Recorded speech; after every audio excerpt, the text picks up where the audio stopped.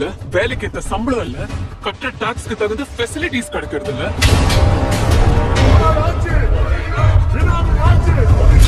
முன்னே போவோ கேரள அரசியல்ல வெறும் ஒரு எம்எல்ஏவா மட்டும் இருந்தவரா? அந்த ஆளுக்கு இதுக்காக நீங்க பயப்படுங்க. வர்றது அவ்வளவு சாதாரண இன்ஸ்பெக்டர் விஜய் பிரகாஷ். பிரச்சனை அவ்வளவு வரமாட்டாங்க. பிரஸ் இருக்குன்னு சொன்னா கண்டிப்பா வந்துருவாங்க.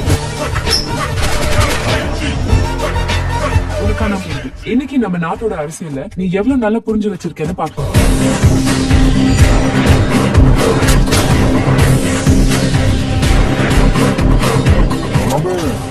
அந்தோ அடியோ எனக்கு கொடுக்கும் போது கொஞ்சம் யோசிச்சு கொடுங்க சொல்லுங்க.